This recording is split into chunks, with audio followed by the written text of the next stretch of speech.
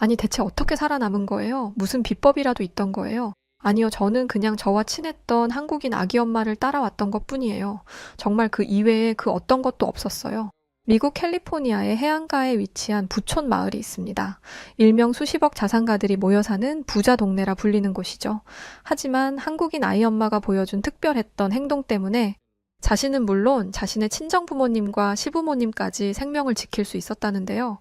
과연 미국의 부촌이라 불리는 이곳에 무슨 일이 벌어졌던 것인지 지금 이야기 시작하겠습니다. 안녕하세요. 저는 미국 LA 캘리포니아에서 딸과 아들을 키우고 있는 린다라고 해요. 저희 가족이 살고 있는 이곳은 해안가에 위치한 부촌인 퍼시픽 팰리세이즈입니다. 이곳은 온화한 해안 기후와 아름다운 태평양 풍경으로 인해 헐리우드 스타 등의 유명인들이 많이 거주하고 있는 데저텍 타운이라고 볼 수 있어요. 팰리세이드가 추구하는 편안하고 여유로운 이동뿐 아니라 다양한 라이프 스타일을 추구하는 공간으로 아주 알맞은 곳이죠. 아름다운 고급 주택지구로 세계 유명 건축가들이 디자인한 미드 센추리 모던 스타일의 걸작 대저택들이 모여 있습니다. 시원한 바다 바람을 맞을 수 있고 끝없이 펼쳐지는 태평양을 배경 삼은 일몰도 기가 막히죠. 산책과 피크닉을 할 수 있는 대형 공원과 자전거, 고급 골프 코스까지 근처에서 모두 해결할 수 있어요. 저희 부부는 감사하게도 부모님께서 노력해 주신 덕분에 평생을 여유롭게 살았습니다.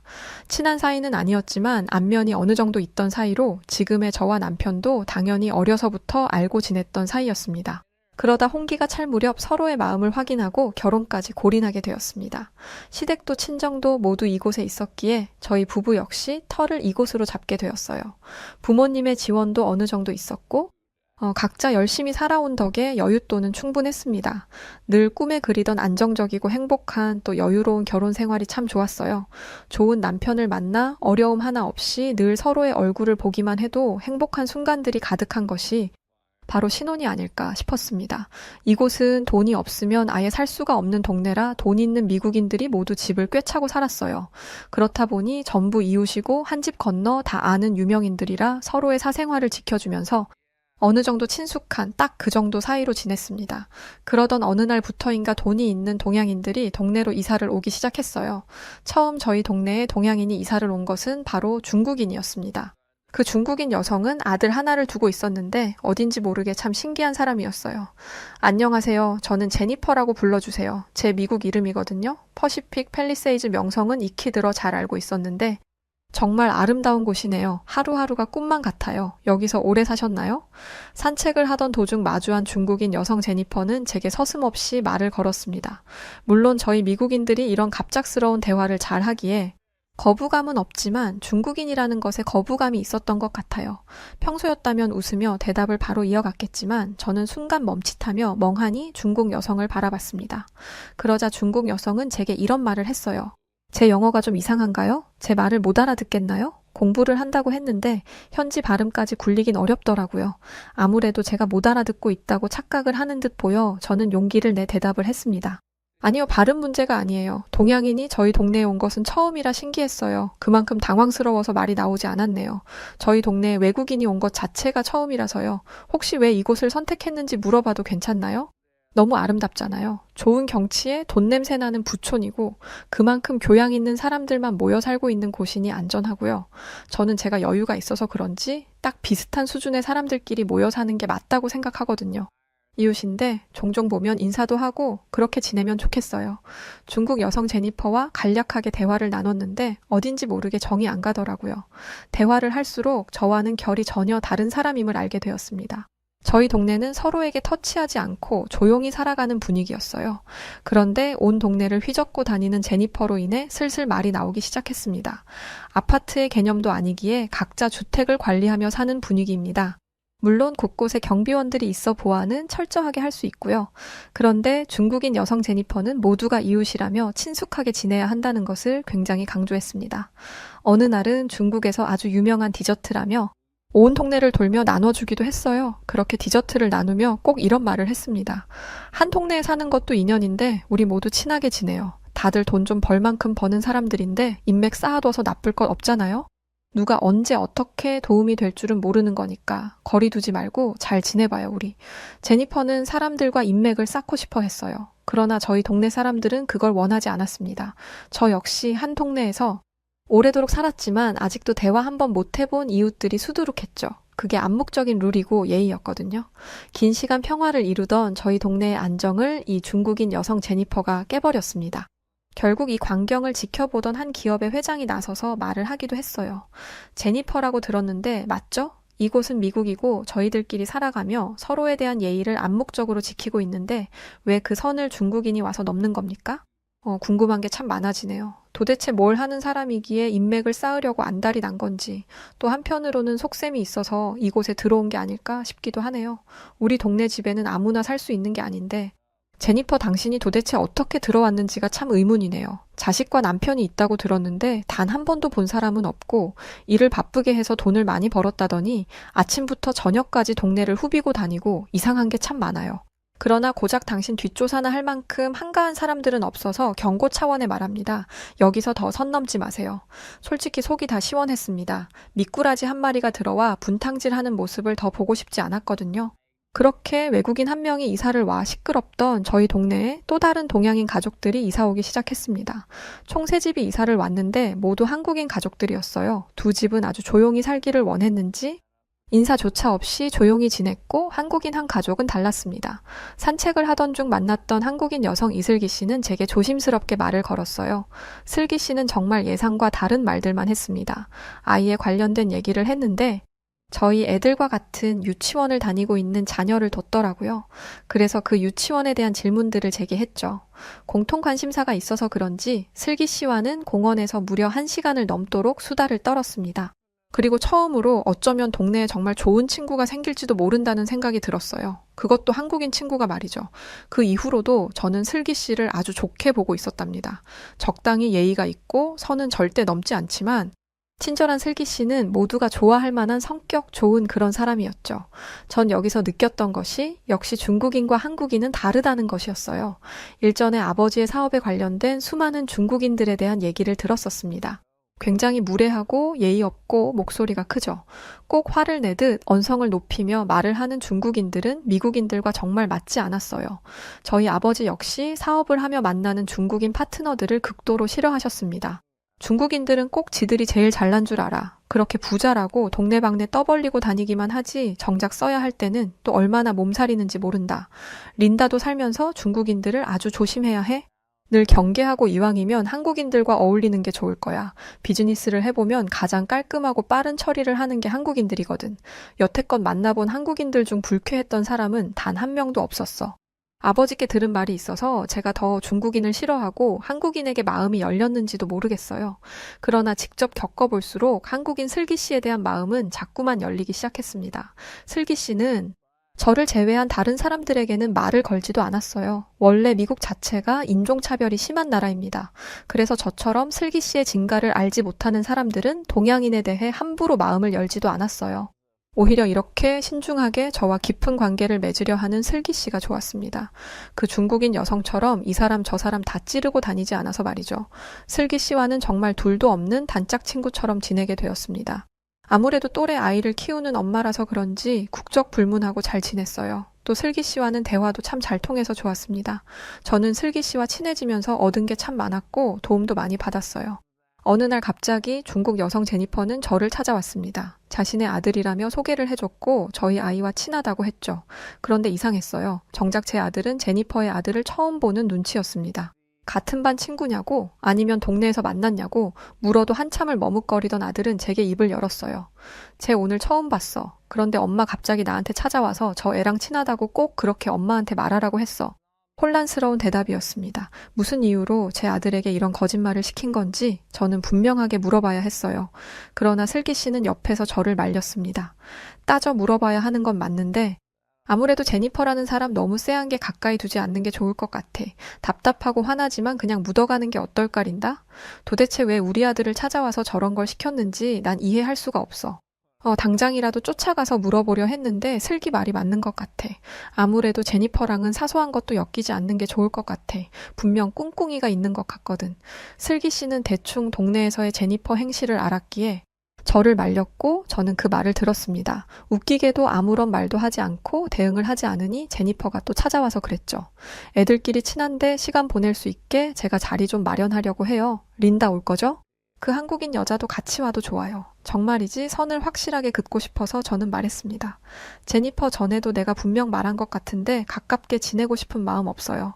그러니 자식들끼리 친하네, 뭐네 이런 말 하면서 다가오는 거 그만해주면 좋겠어요. 자꾸 이렇게 말하는 것도 불편하거든요. 저는 아예 선을 그어버렸는데 어쩐지 중국 여성 제니퍼는 딱히 타격이 없는 것 같았어요. 안 그래도 중국인 여성에게 감정이 좋지 않은데 동네에 사건이 하나 발생했습니다.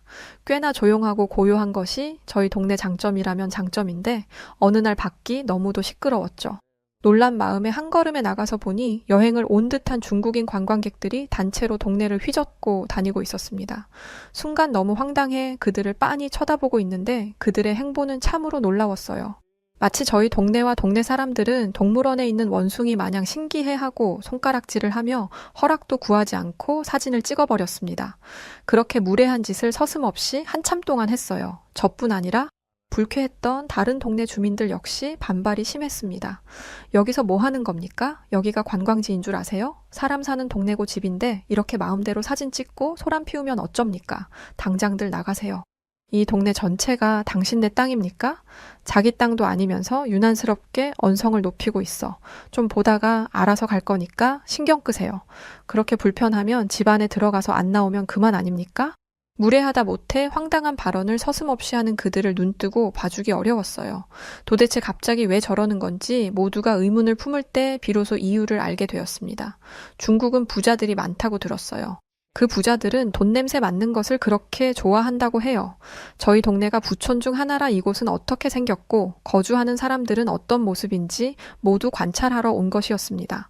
그들의 심리를 이해하기가 어려웠어요. 아무리 돈이 많다고 한들 또 궁금하다고 한들 사람 사는 동네를 단체로 가서 난동 피우는 것은 너무 예의가 없는 행동이 아닌가 싶습니다. 역시 중국인은 중국인이라며 안 그래도 제니퍼 때문에 좋지 않았던 중국인에 대한 감정은 극에 달했어요. 제가 이렇게 열을 내니 한국인 슬기 씨가 제게 그랬습니다. 우리 한국에도 중국인들이 와서 행패를 많이 부렸어요. 그래서 한국인들도 중국인을 별로 안 좋아하거든요. 전 세계 어디를 가나 저렇게 민폐를 끼치고 다니는 걸 보니 정말 대단한 사람들 같네요. 너무 열내지 말아요. 저들은 열을 내든 말든 관심도 없을 겁니다. 정말 놀라운 거죠. 도대체 무슨 생각을 하고 살면 저렇게 무례한 행동을 할 수 있는 건지 모르겠네요. 저는 중국인들이 끔찍하게도 싫어요. 무례하고 예의 없고 이기적이고 목소리 크고 거기다 비위생적이라 너무 싫어요. 피해를 주고도 미안한 줄 모르고 그게 당연한 줄 아는 저들의 사고 자체가 마음에 들지 않아요. 제발 좀 엮이지 않았으면 해요. 슬기 씨와 속마음을 터놓고 얘기를 하니 그제야 진정이 되었습니다. 한동안 중국인들이 난리를 쳤지만 누구도 말릴 수 없어. 속수무책으로 당해야만 했어요. 스트레스를 받으면서도 하루하루 일상은 흘러갔고 보내야 했습니다. 그럼에도 불구하고 행복하게 지냈던 이유 중 하나는 바로 슬기 씨 덕분이었어요. 저는 슬기 씨와 가깝게 지내면서 한국의 문화를 많이 알게 되었습니다. 이를테면 한국의 육아 방식은 제게 정말 신선한 충격을 줬어요. 저희 미국의 경우 어려서부터 혼자서 자율적으로 하게끔 두는 육아 방식입니다. 유치원을 가려면 아침에 스스로 일어나 씻고 먹고 싶은 밥을 챙겨 먹고 옷을 입고 준비를 하죠. 또 교육에 있어서도 부모가 관여를 크게 하지 않습니다. 그 아이의 인생이기에 어떻게 살아갈지는 스스로 정해야 하니까요. 그런데 한국은 정반대 스타일이었어요. 유치원 준비만 해도 아이를 깨워서 함께 엄마가 참여하는 방식의 육아였죠. 처음에는 그랬어요. 아침마다 그렇게 같이 다 해주려면 너무 힘들지 않아요, 슬기 씨? 제가 다 해주는 것보다는 시간이 오래 걸리지만 스스로 할 수 있게끔 또 어려운 것은 도와주면서 그렇게 해주고 있어요. 아이도 힘들어하지만 어느 날은 양말 신기에 실패했는데 또 어느 날은 성공하면 그것에 대한 성취감을 얻더라고요. 슬기 씨의 말을 듣고 생각을 해보니 맞는 말이었습니다. 저희 미국은 아이가 양말을 거꾸로 신어도 그러려니 두는 편이거든요. 정 불편해하면 혹은 도움을 청하면 그제야 도와줍니다. 그런데 이건 어떻게 보면 아이를 방치하듯 키우는 육아 방식이라 할 수 있겠더라고요. 그래서 전 슬기 씨에게 한국 육아 방식을 배워서 제 자식들에게 적용을 시켜봤습니다. 오히려 그렇게 했더니 더디게 준비를 하던 아이들의 준비 속도는 높아졌고 스스로 할 수 있다는 것에 성취감을 느끼는 모습을 볼 수 있었어요. 이뿐이 아니었어요. 품앗이 육아라는 것을 난생 처음 들어봤는데 한국에는 품앗이 육아가 많다고 했습니다. 이것은 아이를 키우는 엄마들끼리 서로 도움을 주는 방식인데요. 제가 일이 있어서 아이의 돌봄이 필요할 때 다른 집 엄마가 대신 애를 봐주는 것입니다. 또 다른 날에는 제가 봐주는 방식인 거죠. 이건 정말 좋은 육아 방식이었어요. 아이들끼리도 서로의 집에 놀러가 그 집의 문화를 보여줄 수도 있었고, 무엇보다 아이를 두고 이를 볼 엄마의 입장에서 너무 안심이 되었습니다. 생각해보니 슬기 씨의 자녀는 어린 나이임에도 불구하고 모국어뿐 아니라 영어까지 완벽히 마스터한 친구였어요. 이 또한 한국의 교육 문화가 일조했는데 영어를 잘하는 아이들이 정말 많다고 했습니다. 어려서부터 단어 카드 놀이 등을 통해 자연스럽게 익숙해질 수 있도록 하며 교육을 한다고 했죠. 이건 정말 좋은 교육이라는 생각이 들었습니다. 저희 애들은 영어 말고는 할 수 있는 게 없으니 말이죠. 원래 언어는 어렸을 때 배우는 것이 더 빠르게 익힐 수 있다고 했는데 참 부럽더라고요. 그렇게 슬기 씨에게는 한국 문화와 육아 방식 등 배울 점이 정말 많았습니다.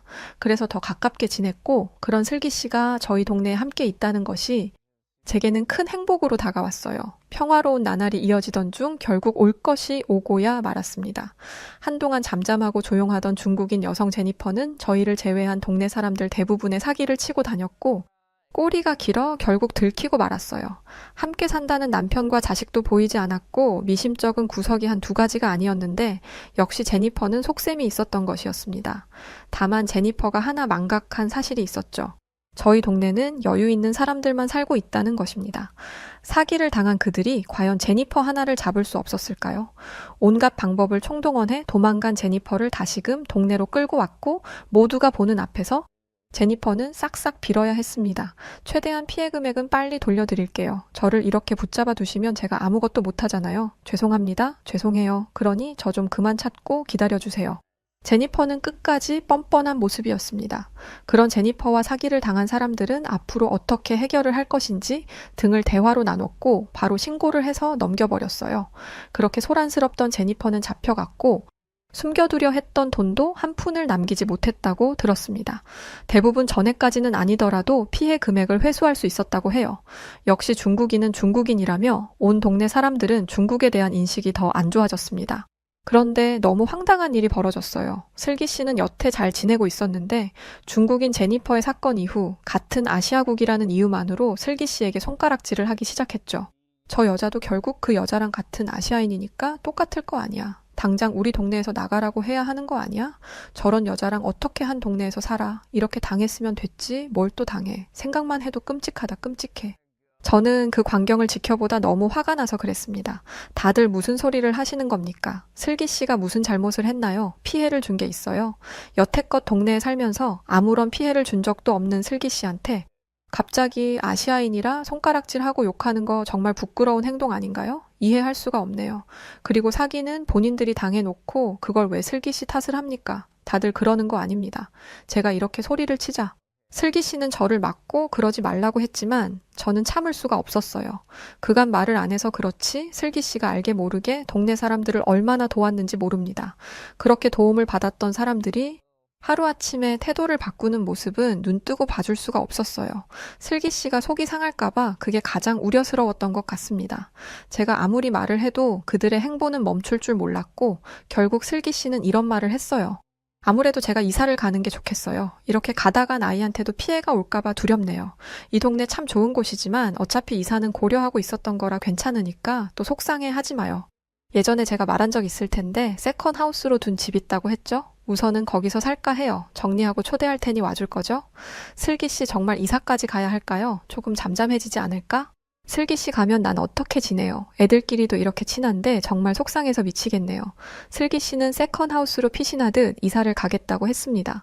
한번 인종차별을 시작한 미국인을 말릴 재간은 없으니 말이죠. 너무 속상했지만 제가 도와줄 수 있는 게 없어서 말릴 수도 없었습니다. 그렇게 슬기 씨가 이사하는 것을 도울 수밖에 없었어요. 슬기 씨를 보내고 헛헛함에 웃음이 나지도 않았습니다. 또 갑작스레 이 동네가 싫어지더라고요. 꽤 오래도록 살아온 이 동네를 떠나고 싶다는 생각이 물밀듯 들었습니다. 어느 날 이사 정리를 다 했다며 슬기 씨가 집으로 저를 초대해줬고 가봤어요. 세상에 생각보다 너무 좋네요. 마을 분위기도 너무 좋고 집도 좋고 이렇게 좋은 곳이 있었다니 정말 몰랐어요. 슬기 씨 이사하길 잘했네. 아이들 뛰어놀기도 훨씬 좋고 환경이 이래서 중요하다니까. 나도 슬기 씨 보내고 자꾸만 그 동네 떠나고 싶은 생각이 들어서 고민이 많은데 여기로 이사 와 버릴까? 정말요. 린다 정도의 재력이면 세컨하우스 두는 건 일도 아닐 테니 우선 세컨하우스를 두는 건 어때요? 그곳에서 너무 오래 살아서 어쩌면 거기가 제일 편할 수도 있잖아요. 애들도 적응하는지 봐야 하고 하니까 세컨하우스로 두고 왔다 갔다 해보는 거죠. 저는 여기 와서 정말 만족하고 있어요. 애들도 그렇고. 슬기 씨와 진지하게 많은 대화를 나눴습니다. 그리고 정말로 세컨하우스를 구했어요. 처음에는 왔다 갔다 했지만 오히려 세컨하우스에서 지내는 환경을 아이들이 더 좋아하여 본집은 거의 안 가게 되었습니다. 이 생활이 계속 반복되던 중 누군가 퍼시픽 팰리세이즈에 있는 저희 집을 더 높은 돈을 얹어서 사고 싶다고 했죠. 슬기 세상에 이건 완전 기적 아니야? 그냥 팔아도 팔고 싶었는데 돈을 이만큼이나 더 준다니 이건 고민할 것도 없이 무조건 팔아야겠어. 안 그래? 안 그래도 집을 정리하려던 찰나에 들은 기쁜 소식이라 저는 그 사람에게 집을 팔았습니다. 그리고 세컨 하우스에 더 힘을 줘. 그 집이 이제 우리 가족의 온전한 집으로 남았어요. 다시금 슬기 씨와 함께하는 일상은 안정적이고 행복했습니다. 또 새로 이사 온 동네도 너무 좋았어요. 물론 시댁도 친정도 모두 그곳에 남아 있었고 이사 가는 걸 반대하시긴 했지만 꼭 보여드리고 싶었습니다. 얼마나 좋은 곳인지 말이죠. 그래서 저는 정리를 다 하고 양가를 한 번에 모셨어요. 2박 3일 코스로 시원하게 모실 테니까 편히 쉬다 가세요. 어때요? 퍼시픽 팰리세이즈 집보다 더 좋지 않아요? 환경도 그렇고 동네 분위기도 고요하고 따뜻하죠? 다행인 것은 양가 어른들 모두 직접 와보니 좋다는 말씀을 많이 하셨습니다. 오랜만에 뵙는 거라 2박 3일간 함께 시간을 보내게 되었어요. 그렇게 맛있는 것을 먹고 행복했던 첫날은 저물었습니다. 그리고 다음 날 정말 충격적인 뉴스를 접하게 되었습니다. 미국 LA 대형 산불, 160km 강풍, 퍼시픽 팰리세이즈. 뉴스 헤드라인을 보자마자 경악을 금치 못했어요. 우리 모두의 보금자리였던 팰리세이즈의 한국 여의도 면적의 25배에 달하는 규모로 화재가 난 것입니다. 처음에 이 소식을 접하고 저희는 가족들을 이곳에 모시길 정말 잘했다는 생각과 동시에 손발이 달달 떨렸어요. 슬기 씨 역시 뉴스 소식을 접하자마자 전화가 왔죠. 린다 양가 어른들 모두 오신 거 맞지? 뉴스 보고 너무 놀라서 연락했어. 다들 무사하신 거 맞지?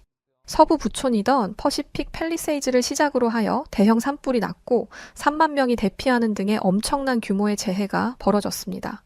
금방 진화가 될 것이라 믿으며 보고 있었지만 160km 강풍이 불어 불은 점점 퍼지기 시작했고 막을 길이 없었어요. 그야말로 대참사였습니다. 이는 바닷가 지역인 지형상 강한 바람으로 인해 기존 산불이 진화되어도 인접한 지역에서 추가로 산불이 동시다발적으로 발생하고 있었어요. 소방관들이 헬리콥터를 이용해 지속적으로 화재 진압을 하고 있지만 워낙에 규모가 커서 어려움을 겪을 수밖에 없었죠. 미국 역사상 수십 년 중 사상 최대 큰 산불 피해가 예상되고 있고 그야말로 최악이었습니다. 재난은 언제나 예고 없이 찾아오곤 하죠. 그러나 이렇게 큰 재난은 상상하지도 못했어요. 한동안 뉴스를 계속해서 볼 수밖에 없었습니다.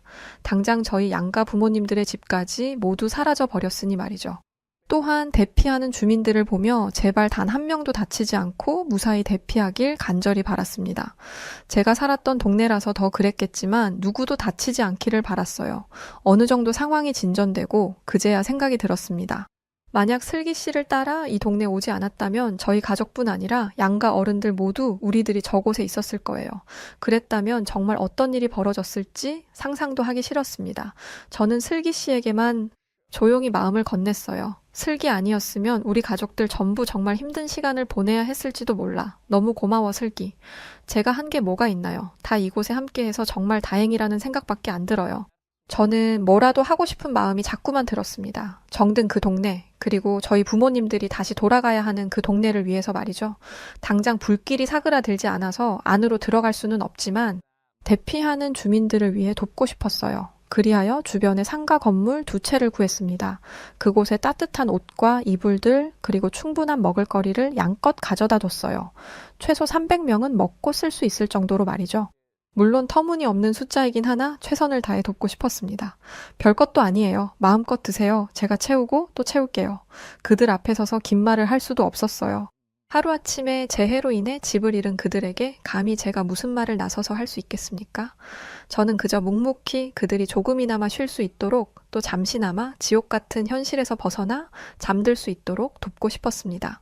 그렇게 묵묵히 도우니 제 도움을 묵묵히 받아주시곤 했어요. 순식간에 덮친 이 화만은 사람들의 목숨뿐 아니라 삶의 터전까지 앗아갔습니다. 서울 면적의 4분의 1에 달하는 엄청난 규모의 지역이 불에 탔으며 수천 채의 가옥과 건물들이 잿더미로 변했어요. 수많은 사람들이 하루아침에 집을 잃고 이재민 신세가 되었으며 88조 원 이상의 막대한 경제적 피해가 발생할 것으로 추정된다고 합니다. 삶의 터전을 잃은 사람들의 고통은 감히 돈으로 보상할 수 없겠죠. 그러나 저처럼 수많은 사람들이 나서 이재민들의 심리적 안정과 사회 복귀를 위한 지원을 하려 노력 중에 있습니다. 그중 미국인이 아닌 한국인도 정말 많아요. 슬기 씨를 선두로 하여 많은 한국인들이 돕고 있어요. 너무 큰 아픔이지만 슬기 씨가 그랬습니다. 슬픔은 반으로 나누는 것이고 함께하는 것이라고요. 인종차별까지 하는 이 미국 땅에서 많은 서름을 당했을 텐데 나서서 도와주는 한국인들을 보고 존경을 표합니다. 저는 비록 미국인이지만 앞으로도 슬기 씨에게 많이 배워 제 자식들에게는 한국의 문화와 인품을 가르치려 해요. 슬기 씨는 아이를 키우는 저와 같은 엄마이지만 한국인의 진면모를 모르고 무시했던 그들과 대적하지 않고 조용히 자리를 피해 주었고 어려움이 막상 닥쳤을 땐 누구보다 빠르게 그들을 도왔습니다. 뿐만 아니라 또 다른 한국인들까지 나서서 도와주었기에 아마 모르긴 해도 당장 힘들어도 분명 빠른 시일 내 이 재해로 인해 망가진 우리 이재민들의 삶이 원래대로 돌아올 것이라 믿습니다. 힘들수록 함께하자. 함께 견뎌내자는 한국, 이 한국인들의 마인드와 문화를 널리 알려 이번 재해를 함께 극복할 수 있도록 해보려 해요. 제 평생의 은인이자 제 유일한 한국 친구 슬기 씨와 함께 말이죠. 한국인 엄마는 무척이나 강했어요. 그들은 중국인들처럼 시끄럽지 않았고 늘 묵묵하게 세상에 어우러지고 있던 보기 드문 사람들이었죠. 이런 재해를 제가 피해갈 수 있었던 것도 저는 단순한 행운이 아니라고 생각해요. 슬기 씨 덕분에 살 수 있었다고 생각하죠. 한국인들은 늘 어려움을 잘 극복해오던 유례없는 민족이고 저는 슬기 씨를 통해 한국인들이 어릴 때부터 어떻게 자라고 어떻게 성장하는지 알 수 있었기에 나름 이상하면서 특별한 이 한국인 가족을 누구보다 사랑합니다. 네, 오늘 사연 여기까지입니다. 참 다행이네요. 그게 우연이든 행운이든 기적이든 함께 해야겠다는 마음이 불러왔던 인연이 아니었을까 생각돼요. 하루빨리 미국의 산불로 입은 피해가 안정화되길 바라봅니다. 자, 그럼 오늘 사연 어떻게 들으셨나요? 사연이 좋으셨다면 구독과 좋아요 부탁드립니다. 사연을 전해드렸던 저는 여우튜브 송은지였고요. 저는 더 좋은 사연으로 다시 돌아오겠습니다. 영상 봐주셔서 감사드려요. 그리고 늘 고맙고 언제나 사랑합니다. 항상 건강하세요. 자, 그럼 이어지는 두 번째 영상 바로 시작하겠습니다. 한국의 청해 부대라고? 그게 어딘데?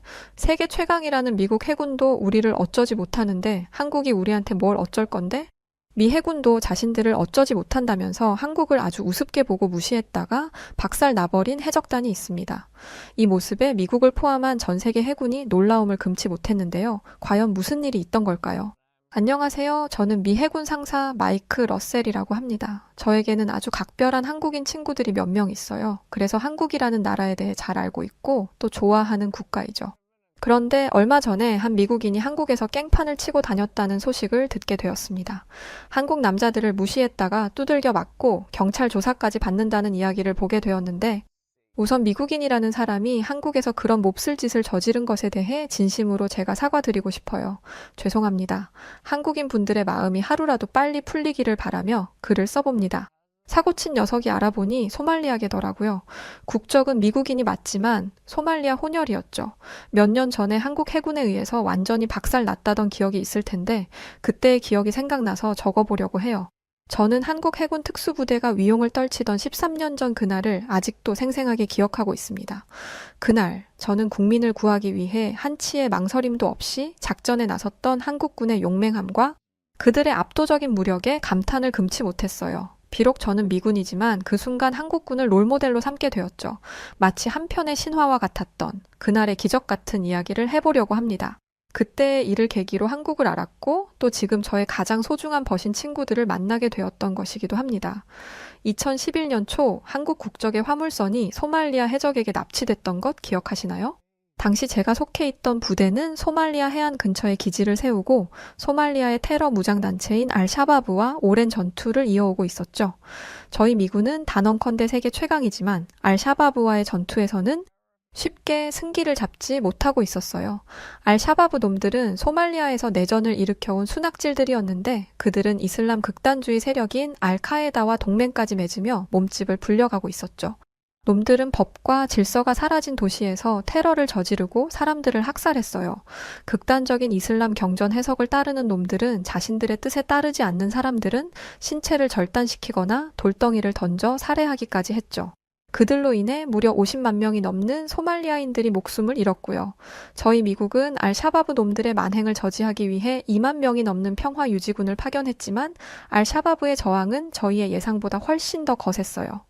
놈들은 게릴라식으로 자살폭탄 연쇄 테러를 저지르고 미국 대사관에 불을 지르며 결사 항쟁에 나섰죠.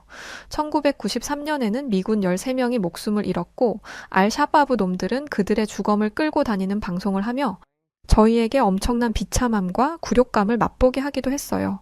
미군은 계속해서 전투에서 패배했고 결국 얼마 지나지 않아 저희는 소말리아 구출 작전에 실패했다는 것을 인정하고 말았죠. 그때 설상가상 소말리아의 역대 최악의 가뭄이 닥치며 소말리아는 세계 최빈국으로 전락하고 말았죠. 소말리아는 그야말로 사람 살 곳이 되지 못했어요. 소말리아 정부는 알샤바브의 겁을 집어먹고 도망간 지 오래였고 주인 없는 땅이 되어버린 소말리아는 주변국의 좋은 먹잇감이 되었어요. 위기에 처한 소말리아를 돕지는 못할 망정 주변국들은 최첨단 어선을 타고 국경을 넘어와 소말리아 바다의 참치와 게들을 싹쓸이 해가기 시작했죠. 그건 당시 소말리아인들의 거의 유일한 생계 수단이었는데도 말이에요. 참다 못한 소말리아 어민들은 자신들의 안전과 바다를 지키기 위해 자경단을 꾸려 외국 선박과 싸우기 시작했죠. 그러던 어느 날 소말리아 자경단은 불편한 진실에 눈을 뜨게 되었어요. 그건 바로 외국 선박을 납치해서 몸값을 받는 것이 뼈 빠지게 일하는 것보다 훨씬 큰 돈을 벌게 해준다는 것이었죠. 결국 소말리아 자경단은 해적으로 변신하고 말았어요. 소말리아의 해적들은 일반 국민들보다 무려 160배나 많은 돈을 벌었어요. 이 사실이 알려지자 소말리아 아이들은 너나 할 것 없이 나중에 커서 해적이 되고 싶어 했고 여자들은 최고의 신랑감으로 해적을 꼽았죠. 소말리아 해적은 시간이 지날수록 위험한 세력으로 성장해갔고 결국 언젠가부터는 초국가적인 위협으로 여겨지기 시작했어요. 그리고 마침내 놈들은 저희 미국의 선박을 납치하기에 이르렀습니다. 그 소식을 들은 저희 미군은 서둘러 구출 작전에 나섰고 다행히 납치되었던 미국인들을 구해내었죠. 그 과정에서 5명의 해적을 사살하기도 했고요. 그때 저희는 작전 성공을 기념하며 축배를 들었어요. 그런데 그것은 비극의 시작이었죠. 해적놈들은 죽은 동료들을 위해 피해 복수를 하겠다며 닥치는 대로 선박들을 납치하기 시작했어요. 그들은 한 주에 무려 5척의 선박을 납치하며 폭주했고 불난 집에 기름이라도 부으려는 것인지 알샤바브 놈들은 해적들에게 수류탄과 기관 단총 같은 무기를 공급해주며 상황을 더 악화시켰어요. 바로 그때 놈들이 한국 국적의 선박을 납치한 거예요. 이 소식을 처음 들었을 때 저는 한국 정부가 해적들에게 돈을 주고 조용히 인질들을 데리고 돌아갈 것이라고 생각했어요. G7에 속한 나라들은 해적들을 소탕하기보다는 마치 거래를 하듯 해적들에게 몸값을 주고 인질들을 돌려받는 것으로 일을 간단히 끝내곤 했거든요. 소말리아 해적놈들의 수법이 워낙 잔인하고 극악무도한데다 세계 최강이라는 우리 미군까지 놈들에게 쩔쩔매고 있으니 그냥 돈으로 해결하는 것이 제일 현명한 처사라고 생각한 거겠죠. 해적놈들도 그 사실을 잘 아는 것인지 조만간 한국으로부터 큰 돈이 들어올 것이라며 벌써부터 축제를 벌이고 있었어요. 그런데 한국은 모두의 예상을 깨고 청해부대라는 특수부대를 즉각 아덴만으로 보냈어요. 소말리아 해적들도 이런 한국의 반응에 놀랬겠지만 사실 저희 미국을 포함한 주변국들이 모두 놀랐습니다. 그들의 임무는 명확했죠. 인질로 잡힌 선원들을 구출하고 해적들을 소탕하는 것이었어요. 하지만 해적놈들은 이내 한국의 특수부대가 자신들을 잡으러 오고 있다는 소식을 듣고도 크게 당황하지 않는 것 같았어요. 그럴 만도 했겠죠. 세계 최강이라는 미국도 자신들을 함부로 건드리지 못하는데 고작 한국 따위가 뭘 어쩌겠냐고 생각한 거겠죠. 사실 그때 저희 미군도 한국군에게 큰 기대를 걸지는 않았습니다. 세계 1위 군사 대국인 우리 미국도 소말리아 해적들에게 고전을 면치 못하고 있는 상황인데 세계 5위에 랭크되어 있는 한국이 저들에 맞서 뭘 할 수 있겠나 하는 생각이 들었죠. 얼마 뒤 충무공 이순신급 구축함 최영함을 선두로 청해부대가 모습을 드러냈고 저희는 혹시라도 위험한 상황이 생기면 도와줄 생각으로 근처에서 대기하고 있었죠. 그리고 마침내 전투가 시작되었는데 그 순간 저는 충격으로 입을 다물 수 없었답니다. 청해 부대는 아주 신속하게 움직였어요. 먼저 최정예 병력이 탑승한 전투 헬기와 고속정이 해적들의 선박에 빠르게 접근했고, 이어서 K6 중기관총이 위협 사격을 가하기 시작했죠. 해적들은 청해 부대의 압도적인 화력과 빠른 기동력에 혼비백산했어요. 결국 해적들은 특수부대의 위력에 놀라 금세 백기를 들고 말았죠. 제발 그만 쏘세요. 저희 무조건 항복하겠습니다. 제발 목숨만 살려주세요. 청해 부대의 쩔쩔매는 해적들을 보며 인질로 잡혀있던 한국인 선원들은 기쁨의 환호성을 질렀습니다. 저희 미군은 그 모습을 보며 어안이 벙벙해졌어요. 그동안 우리를 그렇게 애먹인 해적놈들을 한국군은 저렇게 쉽고 빠르게 제압하다니 제 눈으로 보고도 믿을 수 없는 상황이었죠. 그런데 역시나 그건 해적들이 판 함정이었어요. 청해 부대가 인질들을 구하기 위해 서둘러 해적선으로 접근하자 해적들은 순식간에 안면을 바꾸고 청해 부대원들에게 사격을 가하기 시작했죠. 이 기습 공격에 청해 부대는 혼란에 빠지고 말았어요. 선두에 섰던 UDT 소령이 허리에 3발의 총탄을 맞았고 한 하사는 광대뼈에 총을 맞기도 했죠.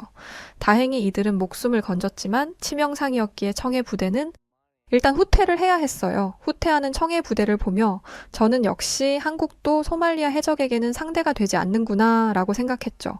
그런데 이것은 2보 전진을 위한 1보 후퇴였어요.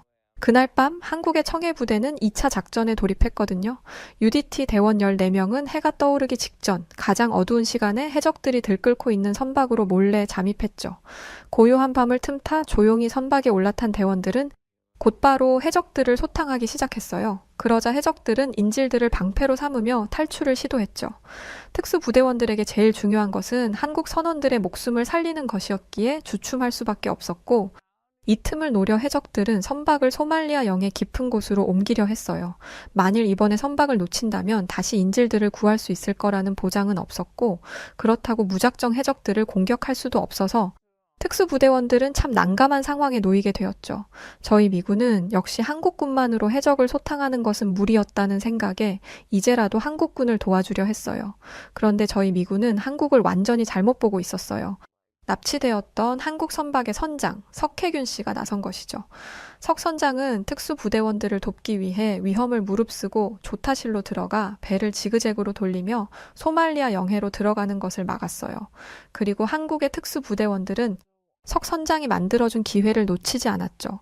그들은 백발백중의 사격 실력으로 해적들을 처리하기 시작했고 얼마 뒤 해적 두목이 사살되며 전세는 완전히 한국으로 기울어졌어요. 여기에 더해 선박의 왼편에서 최영함이 총알을 폭풍우처럼 쏟아부으며 지원 사격을 가했고 결국 얼마 지나지 않아 해적들은 무조건 항복을 하고 말았죠. 해적들이 완전히 제압된 후 인질로 잡혀있던 선원 21명은 전원 무사히 구출되었어요. 그들의 얼굴에는 기쁨과 안도감이 가득했죠. 그 모습을 지켜보는데 정말이지 전율이 느껴지더군요. 이건 마치 영화 속 한 장면 같기도 했죠. 미군으로서 다양한 작전을 경험해왔지만 한국 해군이 보여준 그날의 용기와 결단력은 단연코 최고의 순간 중 하나였습니다. 그들의 빠른 판단력과 효율적인 작전 수행 능력은 한치의 오차도 없이 진행되며 적을 제압했고 결국 인질들을 모두 구출해냈습니다.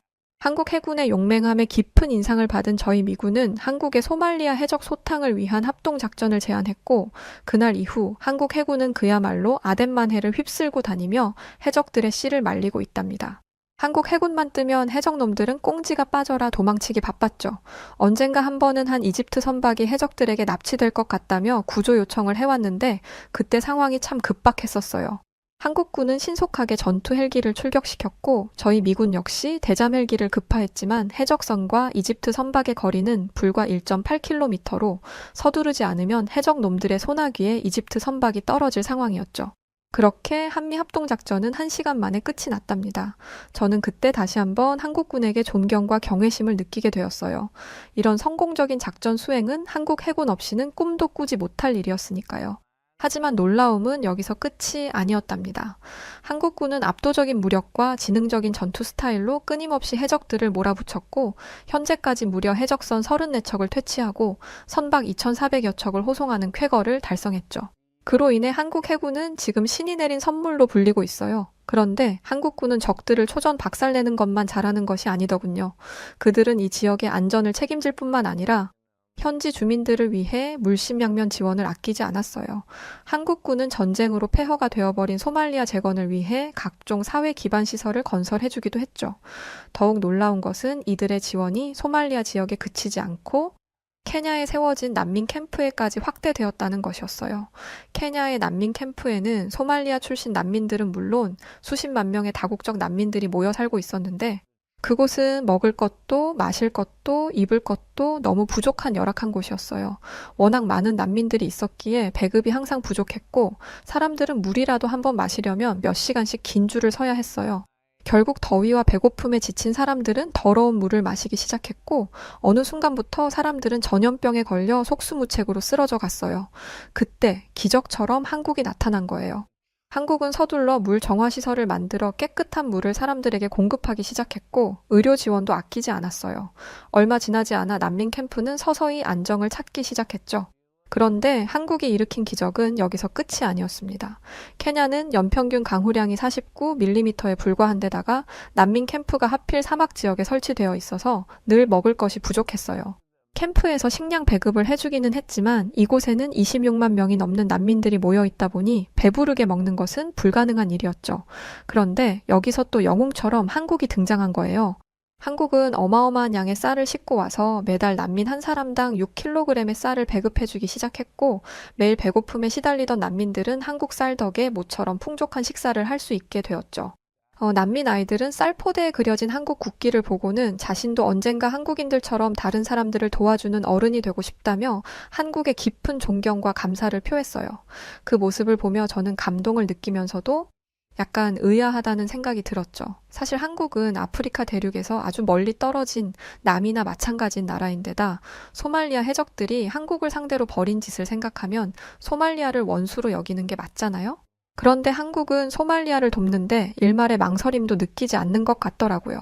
그래서 저는 한 한국군을 붙잡고 한국이 소말리아를 돕는 이유에 대해 물었어요. 그러자 그 한국군은 놀라운 답을 내놓더군요. 그리고 이 답을 내놓은 한국 군인은 지금 저의 가장 친한 한국 친구이기도 하답니다.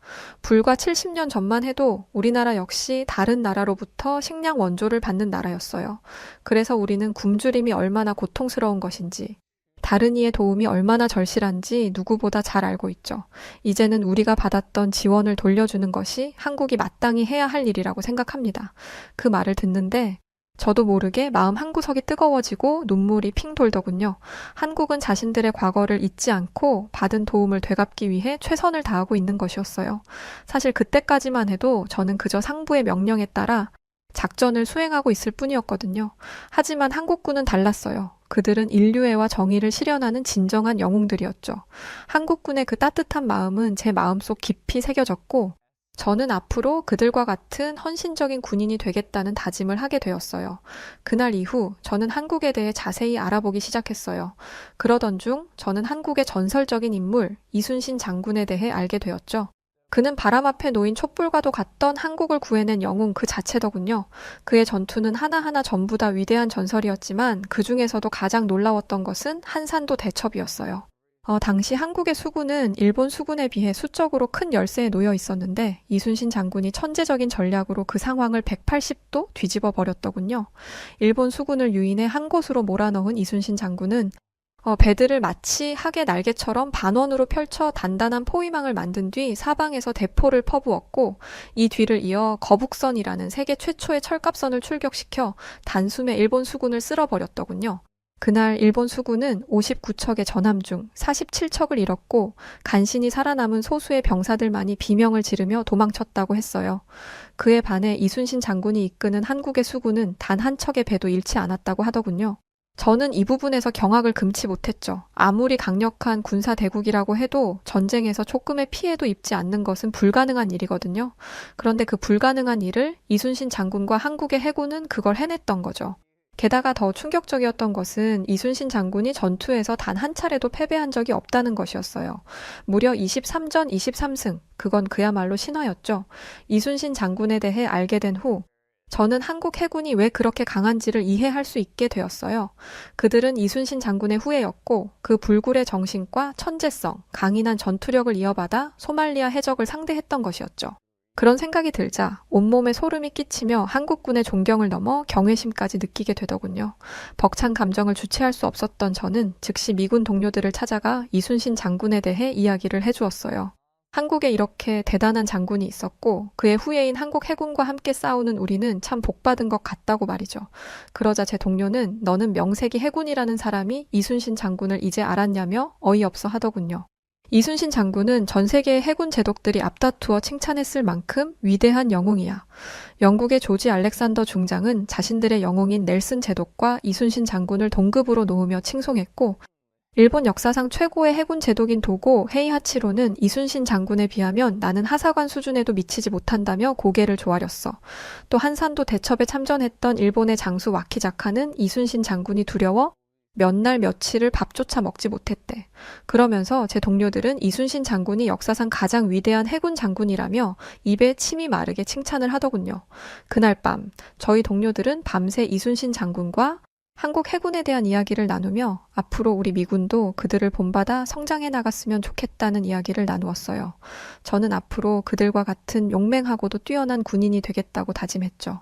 다음 날부터 저는 한국 해군과의 합동작전에 더욱 열의를 올리며 그들의 전투 스타일을 유심히 살펴보고 닮아가려 노력했어요.